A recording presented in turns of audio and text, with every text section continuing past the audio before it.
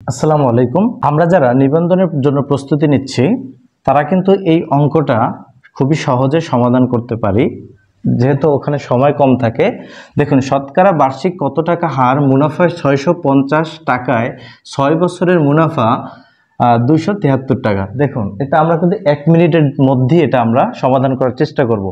প্রথমে মনে রাখতে হবে যে আমাদের কি কি দরকার। আসলে আমরা জানি আই সমান সমান পি এন আর, অর্থাৎ আই দ্বারা বোঝায় সরল মুনাফা এবং পি দ্বারা বোঝায় আমাদের আসল টাকা, মানে আমাদের যেটা ইনভেস্ট করব সেই টাকা। এন দ্বারা বোঝায় সময় এবং আর দ্বারা বোঝায় রেট অফ ইন্টারেস্ট, অর্থাৎ মানে আমরা কত হারে আমরা এই সুদটা নিচ্ছি বা দিচ্ছি। যাই হোক, এখন মূল কথা হচ্ছে আমাদের হয়তোবা আমাদের এই প্রশ্নের ভিতরে হয়তোবা কখনো কখনো সরল মুনাফা দেওয়া থাকবে না, আমাদের সেটা বের করতে হবে। কখনো কখনো আমাদের আসল টাকা দেওয়া থাকবে না, সেটা বের করতে হবে। কখনো কখনো কখনো এন মানে সময় দেওয়া থাকবে না, বের করতে হবে। কখনো কখনো রেট অফ ইন্টারেস্ট বের করতে হবে। এখন যেটাই দিক না কেন, আমি মনে করি যে সহজ এইটাই হবে। আপনি কয়টা সূত্র মুখস্থ রাখুন। তো 1 নম্বর সূত্র হচ্ছে আই সমান পি আর এন, এটা হচ্ছে সরল মুনাফা। আপনি প্রথমে মূল টাকা বসাইবেন, তারপর সময় ইনটু রেট অফ ইন্টারেস্ট, মানে 100 ভাগের কত পার্সেন্ট সুদ দেয়। তাহলে এটা যদি আপনি কাটাছিড়া বা ভাগগুণ করেন তাহলে আপনি সরল মুনাফা পাইবেন। এখন যদি কখন আপনার প্রিন্সিপাল যে টাকাটা মানে আসল যে টাকাটা সেটা বের করতে বলে, তখন সেটা সূত্রটা দেখুন। এইটা কোথায় আছে ভাই? এই সাইডে আছে। এখন আমরা নিব এটা ওই সাইডে হলে এটা উপরে যাবে এবং ইনটু 100, এবং সবসময় মনে রাখবেন পি আর এন এই তিনটা হচ্ছে সাথী, মানে এটা হচ্ছে 3 ভাই মনে করেন। এই 3 জন যেখানেই যাবে হয়তোবা 2 জন একসাথে বসবে, নাহলে একজন মানে 2 জন একসাথে বসবে। কি রকমের দেখুন, আমরা যদি 3 ভাইকে যদি পি কে আমরা এই পাশে আনি, বাকি থাকে কোন 2 ভাই? এই 2 ভাই। তাহলে এন এবং আর। তাহলে এটা গেল আপনি যখন মূল টাকা বের করবেন, অর্থাৎ আপনার যে আসল টাকা বের করবেন, তখন এটা সূত্র হচ্ছে এইটা।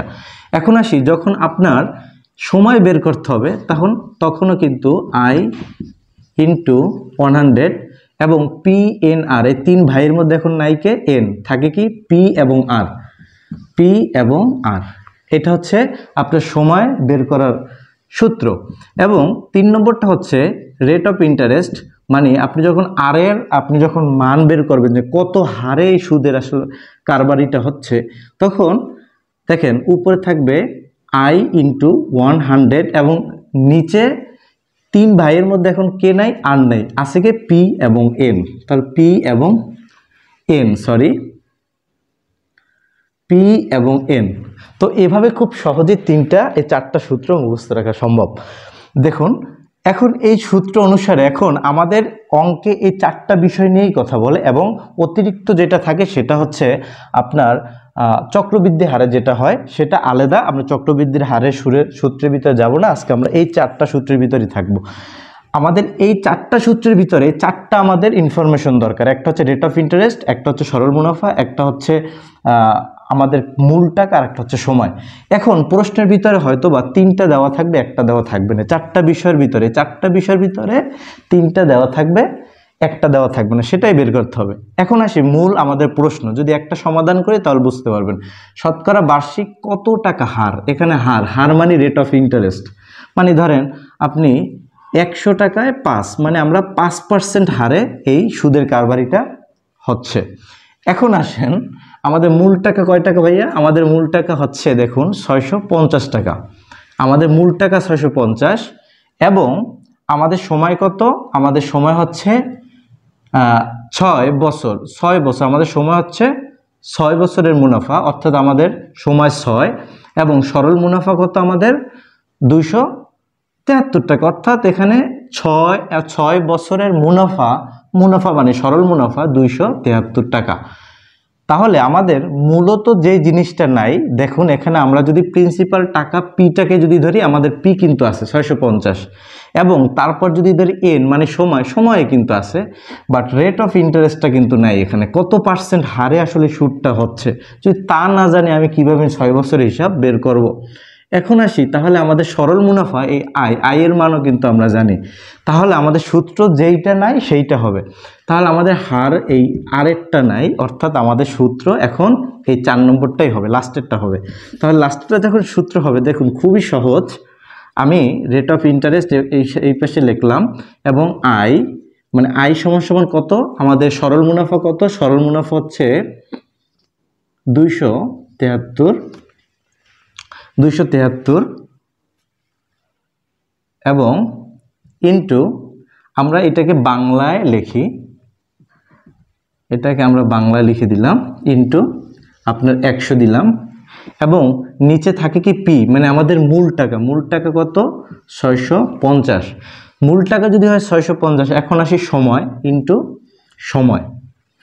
এখন যেটা দরকার সেটা হচ্ছে কাটাছিড়া আর কিছুই না, হ্যাঁ কাটাছিড়া আর কিছুই না। আমি যদি এই শূন্য উপরে শূন্য কেটে দিলাম, এখন দেখুন এখানে আছে 65 আর উপর আছে 10, তাহলে এমন একটা সংখ্যা নিতে হবে যে সংখ্যা দ্বারা উপরের সংখ্যা এবং নিচের সংখ্যা কাটা যায়। তাহলে আমি যদি 5 দিয়ে কাটাকাটি করি, দেখেন 5 দুগুণে 10 এবং এখানে আমি যদি 65 কাটি তাহলে 5 তেরং 65, ঠিক আছে 5 তেরং 65। এখন আসি এমন একটা সংখ্যা নিতে হবে যেই সংখ্যা এটাকেও কাটা যায় এটাকেও কাটা যায় আবার নাও যাইতে পারে। এখন আমি যদি ধরেন 13 দ্বারাই যদি 13কে কাটি এবং আমি যদি 13 দ্বারা যদি আমি এই 273 কাটি তাহলে যায় 21 বার।